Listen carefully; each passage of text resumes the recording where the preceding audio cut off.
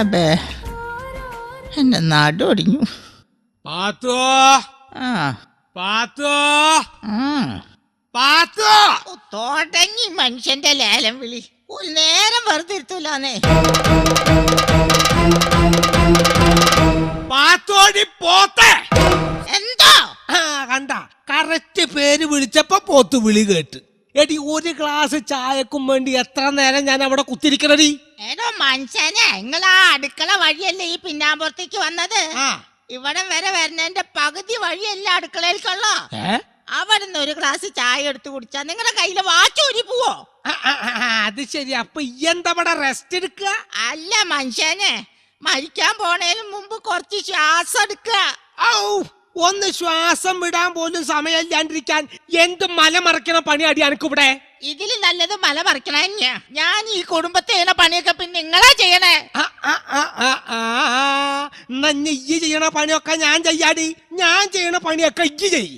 അതിന് നിങ്ങൾക്ക് എന്താ എത്ര വലിയ പണി? വീട്ടിൽ നിന്ന് പള്ളിയിലേക്കും പള്ളിയിൽ നിന്ന് വീട്ടിലേക്കും തേരാപാര നടക്കണതാ. പിന്നെ ഇന്റെ കടയിൽ ഇരിക്കോടി. ഒരു കട, ആർക്കും വേണ്ടാത്തൊരു മുറുക്കാൻ കടയില് വല്ലപ്പോഴും 2 നാരങ്ങ പിഴിയണം. ഇതപ്പോ എത്ര വലിയ പണി? ഇന്ന് ആ നാരങ്ങ ഞാൻ പിഴിയാ. ഇന്റെ നാരങ്ങം കൂടെ പിഴിയാലോ. ഇന്നെ പിഴിഞ്ഞ് ഈ കോലത്തിലാക്കിയില്ലോ. എടി ചെമ്മീൻ തുള്ളിയ മുട്ടോളം പിന്നെയും തുള്ളിയാലോ ചട്ടിയില. അതുകൊണ്ട് ഈ ഒരു കാര്യം ഓർത്തോ, പെണ്ണെന്നും പെണ്ണ. എന്ന് വഴക്കുണ്ടായാലും നിങ്ങൾ പറയണ കേക്കാലോ. പെണ്ണെന്നും പെണ്ണ, പെണ്ണെന്നും പെണ്ണാന്ന്. പെണ്ണെന്നും പെണ്ണെന്നെ. എന്താ ഞങ്ങള് പെണ്ണുങ്ങൾക്ക് ഒരു കുറവ്? അങ്ങനെ ഉണ്ടെങ്കിൽ തന്നെ 2 എണ്ണത്തിന്റെ കുറവുള്ളൂ. ഒന്ന് താടിയുടെയും ഒന്ന് മീശയുടെയും. പേടിപ്പിച്ചു.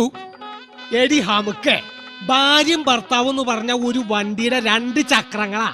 അതിൽ ഒരെണ്ണം പഞ്ചറായ മതി, പിന്നെ വണ്ടി ഓടില്ല. അതിനല്ലേ വാപ്പ സ്റ്റെപ്പിനി? ഒരു സ്റ്റെപ്പിന് എപ്പോഴും നല്ലതാണ്. ചെറിയ വായാല് വലിയ വർത്താനം പറയണ. അവൾ അതും പറയും, അതിലപ്പുറവും പറയും. നിങ്ങടല്ലേ മോള്? അപ്പൊ നിങ്ങളല്ലേ എന്റെ ഉമ്മ? കടന്ന് പൊയ്ക്കയ്യോ അവിടുന്ന്, അല്ലെങ്കിൽ ഇപ്പൊ കിട്ടും. അന്നെന്തിനാണ് ഇതിന്റെ ഇടയിലേക്ക് കെട്ടിയെടുത്ത്? ഞാൻ എത്ര നാളായി വാപ്പാനോട് ഒരു മൊബൈൽ മേടിച്ചു തരാൻ പറയണു. കുളി പഠിക്കണ എനക്കെന്തിനാണ് ഈ മൊബൈല്? അപ്പൊ നിങ്ങളൊന്നും അറിഞ്ഞില്ലേ? അപ്പുറത്തെ വീട്ടിലെ ചുമന്ന കാറുള്ള ഒരു ചെക്കനായിട്ട് കയ്യാങ്കളി തുടങ്ങിയിട്ട് കാലം കൊറേ ആയി. ഇനി മൊബൈലും കൂടി മേടിച്ചു കൊടുത്താ ഓഫറിന്റെ കളിയായിരിക്കും. എന്തോഫർ? ഓന്റെ കൂടെ ഒളിച്ചോടുന്നു. അത് ശരി, അന്ന കുഴപ്പമില്ല. ഒളിച്ചോടുച്ചെങ്കിൽ ഞാൻ ഓൾക്കൊരു മൊബൈല് മേടിച്ചു കൊടുക്കാം. എന്ത് പ്രാന്താ മനുഷ്യങ്ങൾ പറയണേ? ഒരു മൊബൈലിന് 999 ഉറുപ്പ്യയുടെ ചെലവല്ലോ. ഇല്ലെങ്കിൽ 916 സ്വർണം കിട്ടണമെങ്കിൽ ലക്ഷങ്ങൾ എത്ര മുടക്കണം? അപ്പൊ മൊബൈലല്ലേ ലാഭം? കേട്ടവളെ കുന്നു കുഴിച്ചുകൂടും ഞാൻ. അവളുടെ മൊബൈലി അതിനെങ്ങനെ ഉമ്മ വെയില് ചാടിയ മോള് മതില് ചാടൂലോ. എന്റെ അല്ലേ മോള്? അപ്പൊ നിങ്ങളല്ലേ എന്റെ വാപ്പ? എന്നാണ് എന്റെ വിശ്വാസം. അത് അന്ധവിശ്വാസം ആവാ. ഇനി ഒരു നിമിഷം ഞാനിവിടെ നിൽക്കില്ല. പണ്ട് വഴക്ക് മാത്രമേ ഉണ്ടായിരുന്നുള്ളൂ. ഇന്ന് നിങ്ങൾ എന്റെ ചാരിതാർത്ഥ്യത്തെയാണ് സംശയിച്ചിരിക്കുന്നത്. ചാരിത്രത്തെ? അതിനെയാണ് സംശയിച്ചിരിക്കുന്നത്. നിങ്ങൾ മനുഷ്യനല്ല, മൃഗാണ്, മൃഗം. ഞാനൊരു പുരുഷനാണ്. എന്റെ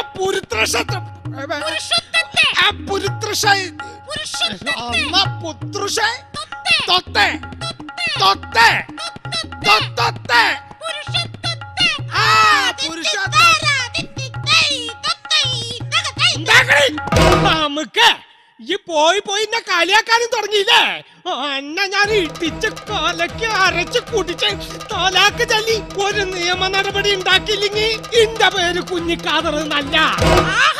ഞങ്ങള് പെണ്ണുങ്ങൾക്ക് നീതി കിട്ടുമെന്ന് ഞാനൊന്ന് നോക്കട്ടെ. എന്റെ നേരെ മെക്കെട്ടുകാരന് മഹിളാ സമാജത്തിനൊരു പരാതി കൊടുത്ത് നിങ്ങളൊരു പാഠം പഠിപ്പിച്ചില്ലെങ്കിൽ എന്റെ പേര് കുഞ്ഞിപ്പാത്തൂന്നല്ല. കാണാടി, കാണാ. അങ്ങനെ തന്നെ ഞാൻ പേര് മാറ്റൂല.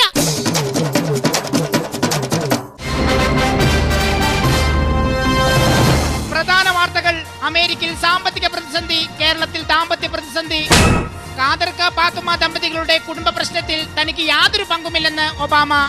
ദാമ്പത്യ തകർച്ചയിലെത്തിയ ഈ ദമ്പതികളുമായുള്ള കൂടിക്കാഴ്ചയുടെ തത്സമയ സംപ്രേഷണം ഇപ്പോൾ സന്ധ്യാവിഷനിൽ.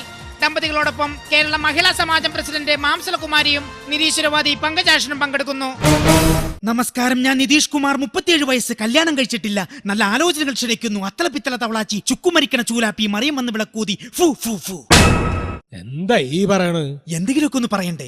വെറുതെയാണോ ഭാര്യ, വെറുതെയാണോ ഭർത്താവ് എന്ന ചോദ്യത്തിനെ മുൾമുനയിൽ നിർത്തിക്കൊണ്ട് ചർച്ചയിലേക്ക് വെറുതെ ഒന്ന് കടന്നു ചെല്ലാം. പങ്കെടുക്കുന്നു ഖാദർ പാത്തുമ്മ ദമ്പതികൾ, ഒപ്പം മഹിളാ സമാജം പ്രസിഡന്റ് മാംസലകുമാരിയും നിരീശ്വരവാദി യുക്തിവാദി പങ്കജാക്ഷനും.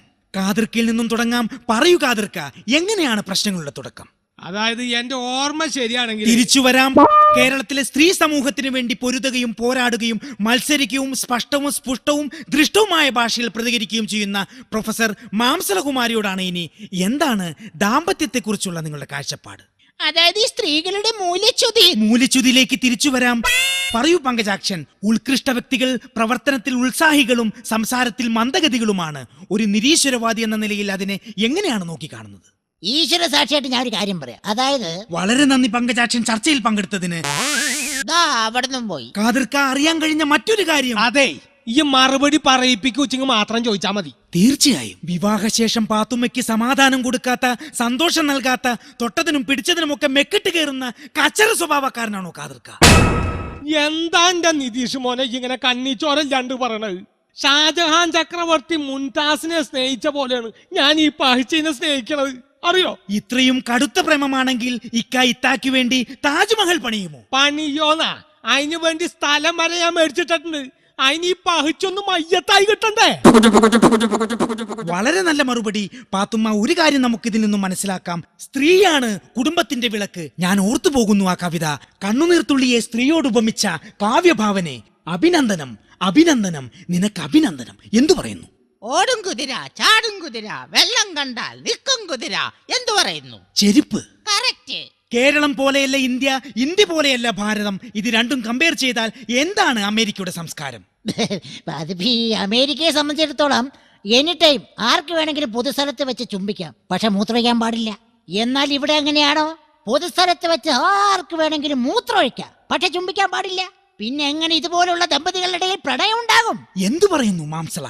എന്തായാലും ഇത്തരം കൾച്ചർ ഇല്ലാത്ത കാര്യങ്ങളോട് ഞാൻ യോജിക്കുന്നില്ല. പൊതുവഴിയിൽ യൂറിൻ പാസ് ചെയ്യുന്നതാണോ പ്രണയം? എത്രയോ നല്ല പ്രണയ ചിത്രങ്ങൾ നമ്മുടെ നാട്ടിൽ വരുന്നുണ്ട്. ആ ചിത്രങ്ങളിലൊക്കെ നായകന്മാരെ പോലെ ഇവർക്ക് പ്രണയിച്ച് ജീവിച്ചൂടെ? എന്താ ഈ ഹംക്ക് പറയണ്?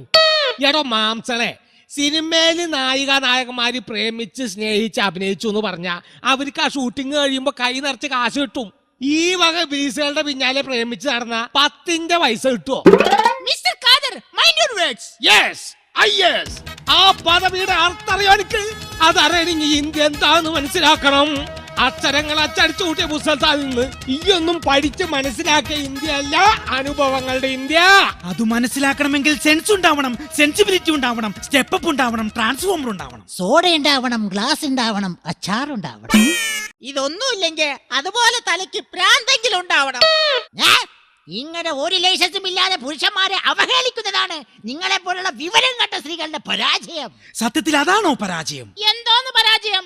മൂക്കറ്റം വെള്ളമടിച്ച് വഴി കിടന്ന് പ്രശ്നം ഉണ്ടാക്കി ഭാര്യക്കും മക്കൾക്ക് മാനക്കേടുണ്ടാക്കുന്ന ഇത്തരം നികൃഷ്ട ജീവികളോട് സ്ത്രീകൾ പിന്നെ എങ്ങനെയാണ് പ്രതികരിക്കേണ്ടത്?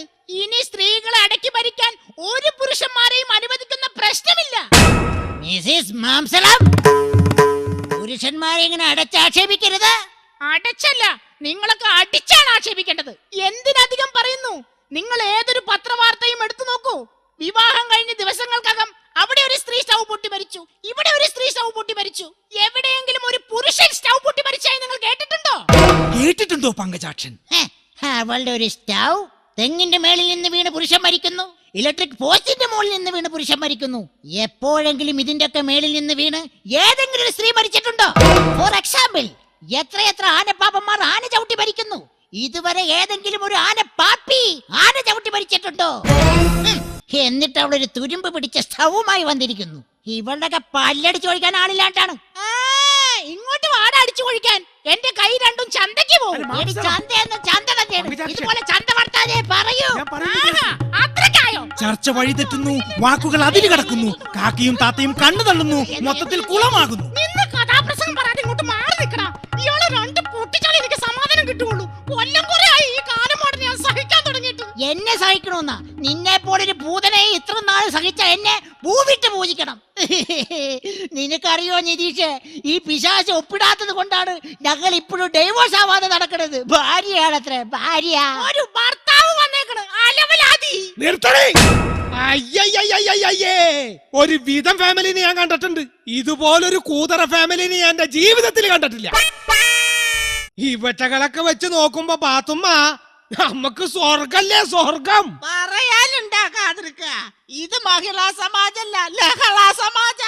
അങ്ങനെ പറയ്. ഇതിന്ന് എന്തായാലും ഒരു കാര്യം നമുക്ക് മനസ്സിലായി, നമ്മുടെ പ്രശ്നം തീർക്കാൻ ഒരു മഹിളാ സമാജത്തിനും പറ്റില്ല, ഒരു സാഹിത്യകാരനും പറ്റില്ല, ഒരു ചാനലുകാരനും പറ്റില്ല. നമ്മൾ എന്നെ വിചാരിക്കണം. മനസ്സിലായാ? ദാ അപ്പൊ ഞങ്ങൾ ഒന്നായി, നിങ്ങള് തമ്മിൽ എന്താണ് ഞാൻ ആയിക്കോ ചർച്ച മതിയാക്കി ഒരു പാട്ടകട് ഇടോ. മഞ്ഞിൽ കുളിക്കും രാവേറെയായി നിന്റെ മെയ്യിൽ ചന്തം വാചാലമായൊരു മോഹം നെഞ്ചിൽ തേരോട്ടമായി മണിത്തത്തമ്മേ. ഇതിൽ നിന്നും ഒരു സത്യം നമുക്ക് മനസ്സിലാക്കാം. ഏതൊരു കുടുംബത്തിനും ജീവിത വിജയം വേണമെങ്കിൽ സ്ഥിര പരിശ്രമത്തെ ആത്മമിത്രമായും അനുഭവത്തെ ഉപദേശിയായും മുൻകരുതലിനെ ജ്യേഷ്ഠനായും മഹത്വത്തെ രക്ഷിതാവായും എടുക്കണം. അങ്ങനെയായാൽ ഒരു ഭാര്യയും ഒരു ഭർത്താവും വെറുതെയാകില്ല. വഴക്കുകൾ അവസാനിക്കുന്നു. നിതീഷ് കുമാർ, സന്ധ്യ വിഷൻ. മഞ്ഞിൽ കുളിക്കും രാവേറെയായി നിന്റെ മെയ്യിൽ ചന്തം വാചാലമായൊരു